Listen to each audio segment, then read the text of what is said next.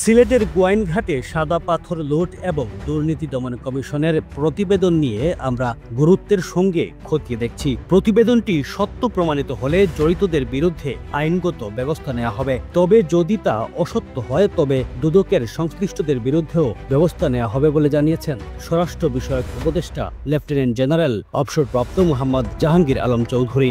১ September সোমবার সিলেট জেলা প্রশাসকের কার্যালয়ের সম্মেলন কক্ষে সাংবাদিকদের সাথে বিনিময়কালে তিনি এই তথ্য জানান। সাংবাদিকদের প্রশ্নের জবাবে উপদেষ্টা বলেন, নির্বাচনে সুষ্ঠু পরিবেশ নিশ্চিত করতে সেনাবাহিনীর পাশাপাশি নৌ ও বিমান বাহিনীকেও প্রয়োজন অনুযায়ী কাজে লাগানো হবে।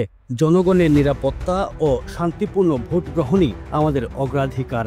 সাম্প্রতিক সময়ে ছাত্র, যুব ও রাজনৈতিক নেতা নুরুল হক নুরুর উপর হামলা প্রসঙ্গে তিনি বলেন, নুরু একজন জাতীয় পর্যায়ের নেতা। তার উপর হামলার ঘটনা অত্যন্ত দুর্ভাগ্যজনক। সরকার চায় তিনি দ্রুত সুস্থ হয়ে উঠুন। এই ঘটনায় আইনশৃঙ্খলা বাহিনী প্রয়োজনীয় পদক্ষেপ নিচ্ছে। এর আগে সকালে তিনি সিলেট বিজিবি সেক্টর সদর দপ্তর এবং পুলিশ লাইন পরিদর্শন করেন।